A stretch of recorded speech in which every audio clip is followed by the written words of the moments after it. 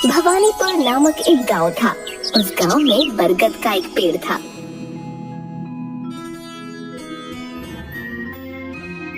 उस बरगद के पेड़ को सभी भूतिया पेड़ मानते थे, क्योंकि उस पेड़ से किसी महिला के चिल्लाने की आवाज आया करती थी।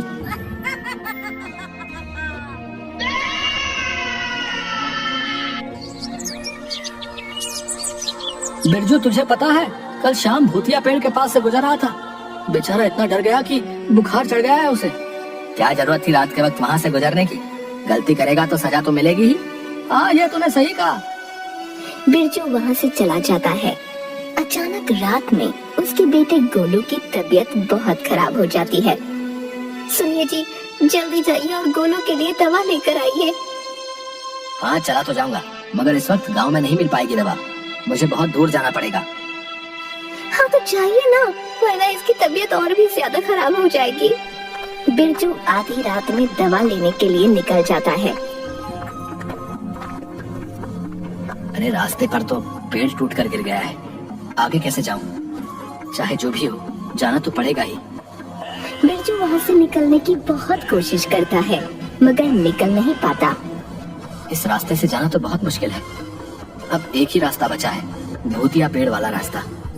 बिरजू डरता डरता आगे बढ़ने लगता है।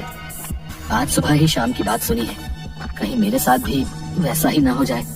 बिरजू भूतिया पेड़ के पास आता है। जय हनुमान ज्ञान गुण सागर। बिरजू हनुमान चालीसा पढ़ते हुए आगे बढ़ता है। झाड़ियों से कुछ आवाज आती है। हे भगवान बचा ले। बिरजू दौड़ता हुआ वहाँ से भागता है और उस रास्ते को पार कर लेता है।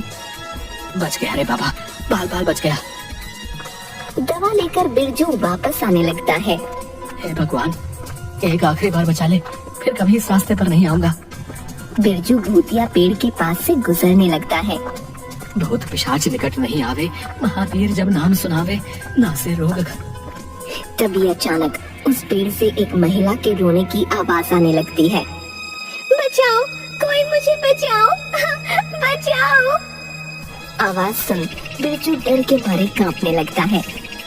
हे भगवान, भूतनी भागो। बिरजू वहाँ से भाग जाता है और घर पहुँचता है। अरे क्या हुआ आपको? आज तो मैं बाल बाल बच गया उस भूतनी से। ये आप क्या कह रहे हो? पूरी बात बताइए ना। अरे भूतिया पेड़ की भूतनी से बच गया, और किससे? हे भगवान, फिर आप वहाँ गए ही क्यों? क्या करता, रास्ते पर पेड़ टूट कर गिरा था, जिस वजह से मुझे उस रास्ते से जाना पड़ गया। इतना कहकर बिरजू बेहोश हो जाता है। अगले दिन बिरजू को बहुत तेज बुखार हो जाता है। वो भूतनी की आवाज से बहुत ज्यादा डर गया था। वो कुछ बोल भी नहीं पा रहा था। न जाने इनको क्या हो गया, ये तो बात भी नहीं कर रहे। कुछ हफ्तों बाद बिरजू को होश आता है। वो सभी गांव वालों को सारी बात बताता है। बिरजू की कहानी सुन गांव वाले भी ज्यादा डर जाते हैं और वहाँ से आना जाना हमेशा के लिए बंद कर देते हैं। गांव में किशन नाम का एक आदमी था। किशन कपड़े की दुकान चलाया करता था। पूरे गांव में एकमात्र वही दुकान थी जहां आस पड़ोस के गांव से भी लोग सामान खरीदने आया करते थे। ज्यादा काम होने की वजह से किशन ने हाल ही में छोटू नामक एक आदमी को काम पर रखा था। अरे छोटू, देख तो जरा, सारा सामान बिखरा पड़ा है, जल्दी से समेट दे। जी मालिक, अभी करता हूँ। छोटू सारे सामान सही करने लगता है। तू काम कर, मैं भी आता हूँ घर से खाना खाकर। जी मालिक, ठीक है। किशन के जाते ही छोटू अपने दोस्तों को दुकान पर बुला लेता था और आराम से बातें किया करता था। कोई ग्राहक आता तो उन पर भी ध्यान नहीं देता था। अपने दोस्तों के साथ हंसी मजाक में लगा रहता था। दोस्तों, अब तुम लोगों के जाने का समय आ गया है, मालिक आते ही होंगे। छोटू के दोस्त चले जाते हैं। किशन वापस दुकान पर आता है। क्यों छोटू, कोई ग्राहक आया क्या? नहीं मालिक, एक भी ग्राहक नहीं आए हैं। मैं तो कब से इंतजार कर रहा हूँ। और ये सामान अभी तक यही पड़ा है? हो गया मालिक, बस थोड़ा सा बचा है। हाँ ठीक है, जल्दी जल्दी हाथ चला। इसी तरह छोटू हर रोज किशन के जाते ही अपने दोस्तों को बुला लिया करता था। ग्राहक आते भी थे तो उन्हें भगा दिया करता था। क्यों छोटू, आज ग्राहक आए? नहीं मालिक, आज भी नहीं आए, शायद अब आएंगे। एक रोज किशन रास्ते में ग्राहक से मिलता है। आप कैसे हैं? बड़े दिनों बाद मुलाकात हुई आपसे। मैं अच्छा हूँ। आजकल दुकान पर आप खरीदारी करने नहीं आते? अरे अभी कुछ ही दिन पहले तो गया था, मगर आपकी दुकान पर उस वक्त छोटू कुछ लोगों के साथ बैठा था। उसने बोला जाइए बाद में आइएगा, मालिक ने कहा है। जब वो रहे तभी ग्राहक को सामान दिखाना है। अब नहीं, ऐसा तो कुछ नहीं कहा है मैंने। और छोटू तो दुकान पर अकेला ही रहता है। अच्छा, मैं देखता हूँ। अगले दिन किशन खाना खाने के लिए घर आता है।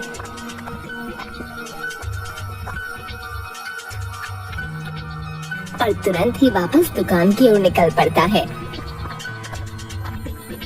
तभी वो देखता है कुछ लोग छोटू के साथ बैठे हैं और वो सभी मिलकर हंसी मजाक कर रहे हैं। ग्राहक के आने पर छोटू उसे भगा दे रहा है। ये लोग कौन है? अभी जाकर देखता हूँ। किशन दुकान पर आता है। किशन को देख छोटू और उसके सभी दोस्त डर जाते हैं। छोटू, ये कौन है? मालिक, ये मेरे दोस्त हैं। काम के वक्त तुम अपने दोस्तों को बुलाकर हंसी ठहाके लगाते हो और ग्राहक को भगा देते हो। क्या इसीलिए मैंने तुम्हें काम पर रखा है? नहीं मालिक, मुझे माफ कर दीजिए। निकल जाओ अभी के अभी यहाँ से। किशन छोटू को काम से निकाल देता है और अकेले ही दुकान संभालने लगता है। छोटू इस बात से बहुत गुस्सा हो जाता है। दोस्तों, मालिक ने मेरे साथ अच्छा नहीं किया, इसका बदला तो हम लेकर रहेंगे। मगर कैसे? हम उन्हें आज भूतिया पेड़ से बांधकर छोड़ देंगे। बताओ, सही रहेगा ना? हाँ भाई, सही रहेगा। उतनी मिलेगी तब मजा आएगा उन्हें। किशन रात के वक्त दुकान बंद करके घर आ रहा था। तभी छोटू पीछे से आकर किशन की आंखों पर पट्टी बांध देता है। अरे कौन है? कौन है? छोटू अपने दोस्तों के साथ किशन को भूतिया पेड़ के पास लेकर आता है और रस्सियों से उसे पेड़ के साथ बांध देता है। अरे बचाओ बचाओ, कौन है? कौन है?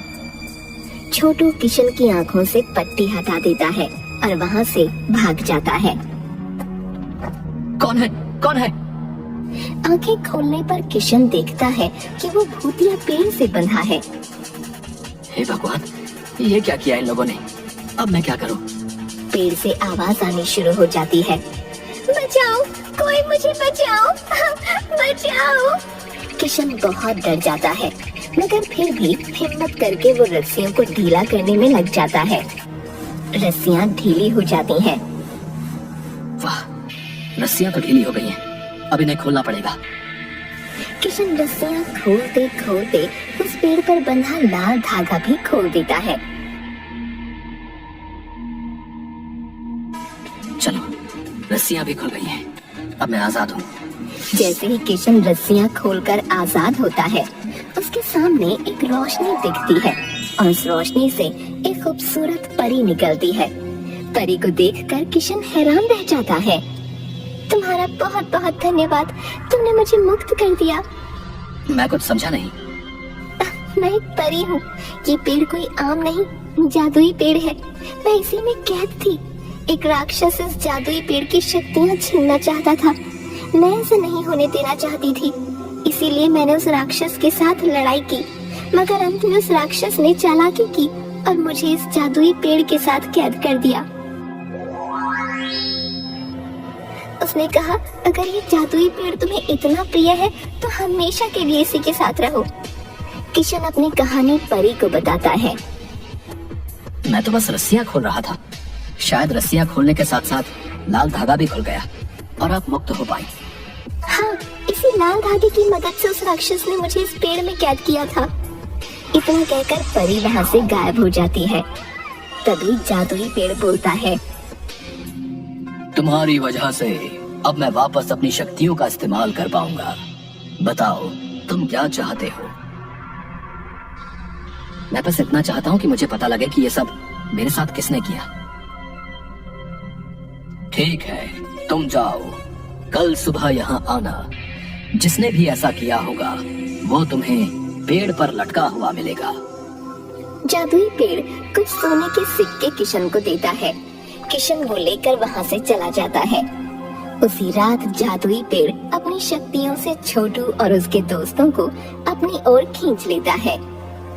अरे बचाओ, बचाओ, कोई हमें बचाओ। अगली सुबह जब किशन वहाँ आता है तो देखता है छोटू और उसके सभी दोस्त जादुई पेड़ पर लटके हुए हैं। उन्हें देख किशन हैरान रह जाता है। ये सब तुम लोगों ने किया था, अब तुम लोग बच नहीं पाओगे। किशन पुलिस को बुलाता है और उन सभी को पुलिस के हवाले कर देता है। जब से परी जादुई पेड़ से आजाद हुई थी, किसी की आवाज उस पेड़ से नहीं आया करती थी। अब जादुई पेड़ जरूरतमंद लोगों की मदद करने में लग जाता है।